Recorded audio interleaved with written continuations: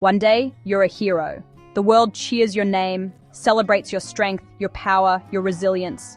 Your face is everywhere, on cereal boxes, billboards. Little girls dream of being you. The media calls you an inspiration, a national treasure, the embodiment of triumph. Then, in an instant, everything changes. The cheers turn to whispers, the praise turns to blame. Suddenly, you're no longer the hero, you're the problem. The same strength they celebrated is now a flaw. Your injury isn't seen as a risk of elite sports, but as your fault. You pushed too hard, made a bad decision. The qualities that made you a champion are now weapons against you. This is a story many female athletes know too well. It's not just about a physical injury, but about the damage to a reputation. When a celebrated woman in sports gets hurt, the conversation shifts from support to blame, almost always directed at her. The system, the coaches, the federation, all fade into the background. All eyes are on her. What did she do wrong? This essay explores that painful journey through the story of Elena Vance, a fictional Olympian whose strength became her undoing in the public eye. Her story reveals a double standard in how we talk about men and women in sports. More importantly, it shows how blaming the woman protects those in power and silences questions about athlete welfare. It's a tactic that shields institutions and keeps the system unchanged. Elena Vance was more than a gymnast. She was a force of nature. From childhood, her life was a blur of chalk, sweat, and relentless training. While others played, she perfected routines. Her commitment was legendary. Coaches praised her work ethic and her ability to push through pain. The media painted her as a warrior, a machine built for greatness. Her career was a steady climb, medals, victories, and a growing legend. The public loved her power and determination. In a sport known for grace, Elena was celebrated for her raw strength. She was expected not just to win, but to dominate at the Olympics. Before her injury, she was the media's darling, her resilience and toughness praised at every turn. Competing through pain made her a hero. Ignoring pain was seen as a virtue. No one questioned if the pressure was too much. This image created a cage of expectations. Elena felt the weight of a nation. Sponsors, coaches, the federation, all depended on her. The message, do whatever it takes to win. The narrative of being unbreakable became a prophecy, one she believed. Pain wasn't a warning sign, just an obstacle. The culture that would later blame her for her injury had spent years rewarding her for ignoring her limits. She was simply doing what she'd been taught. The system built her up, but it was ready to tear her down. Elena's strength was both her armor and her trap. The Olympic arena was electric. Millions watched as Elena Vance prepared for her final, most difficult routine. The pressure was immense. She was the anchor, the favorite. As she stepped onto the mat, the crowd roared. She flew, tumbled, spun. Then disaster struck. On her final pass, a sickening crack echoed. She collapsed, agony on her face. The dream shattered in an instant. Sympathy quickly gave way to analysis. Commentators dissected her choices. Was the routine too ambitious? Was she tired? Did she misjudge? Officials spoke vaguely about athlete decisions and risk. The focus shifted from the system's demands to Elena's judgment. The blame was subtle, but it was there. Why did she choose that routine? Did she ignore warning signs?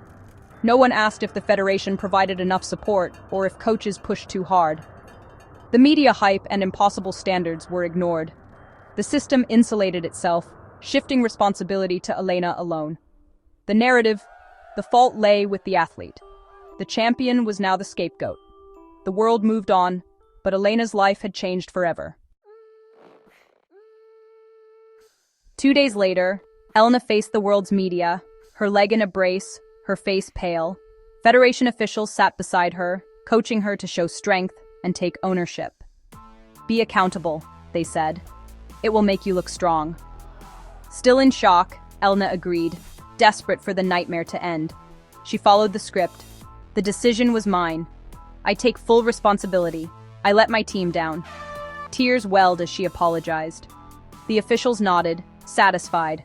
Elena had publicly absolved them of responsibility. The media ran with her confession.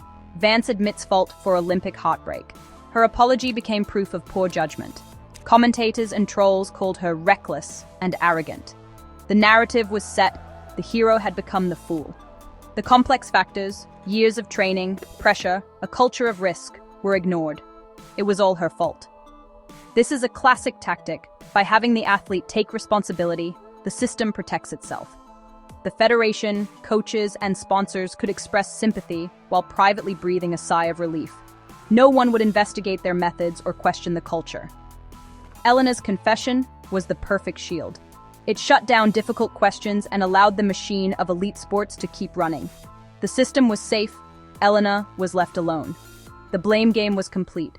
The cost was hers to bear. Compare how the media treats injured male athletes. When a male superstar is hurt, he's a fallen warrior, a hero who sacrificed for the team. His injury is an unfortunate part of the game, proof of his commitment. He's praised for courage, leadership, and playing through pain. But when a woman like Elena is injured, the language shifts. She's called emotional, fragile, or reckless. Her decision to push through pain is seen as poor judgment. Instead of a warrior, she's a liability. This double standard is everywhere. Society is comfortable seeing men as strong, women as delicate. When a man's body breaks down, it's a consequence of effort. When a woman's does, it's a personal failing. This bias pressures female athletes to hide injuries and take dangerous risks. The narrative isn't just unfair, it's dangerous. Why blame the female athlete? Because it's convenient. Blaming Elena served everyone in power. The federation avoided scrutiny of their training and medical protocols. Coaches escaped questions about their methods. Sponsors and media partners protected their investments and brands. A story about personal failure is easier than one about systemic flaws. Blaming the individual shuts down conversations about change. The problem becomes one person's bad decision, not the culture, not the pressure. This strategy protects the powerful and preserves the status quo. Elena became a sacrifice to keep the system running. The cycle continues, unbroken. Elena's physical recovery was brutal, but the emotional fallout was worse. She returned home to criticism, not celebration. The public, fed by the media, turned against her, calling her selfish, a failure. She became a prisoner in her own home, isolated and ashamed. Sponsors dropped her. The federation distanced itself. Teammates looked at her with pity and resentment. Her career was over, her identity fractured. Depression set in. The public shaming cut deeper than the injury. She questioned everything she'd worked for. The blame game destroyed more than her career. It attacked her sense of self-worth. The world needed a villain, and she was cast in that role. The aftermath was devastating, a profound betrayal by the system she'd served. Elena's journey to rebuild herself was lonely and painful. The true cost of blame was a life left in ruins. For a long time, Elena felt lost, her life structure gone. Physical therapy was a constant reminder of what she'd lost.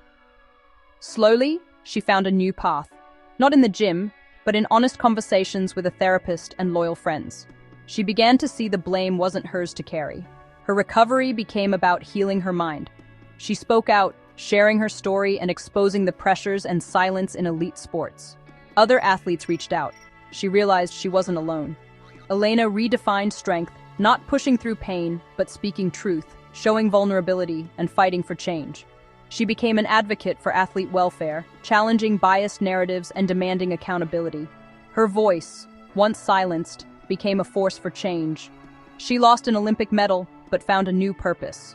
No longer just a former gymnast, she became a leader. Elena turned her pain into power for others. Elena's story exposes a toxic pattern in sports. When a female athlete is injured, our instinct should be compassion, not criticism.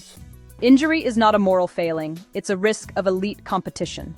Blaming the athlete is the easy way out, letting the system off the hook. We must ask, was she supported? Did the system do its job? Demand accountability from those in power, not just the athlete. The double standard punishes women for ambition and upholds impossible standards. We must reject this pattern and meet female athletes with empathy. An injury should start a conversation about athlete welfare, not end a career. The real failure is not the injury, but our failure to protect those who give us so much.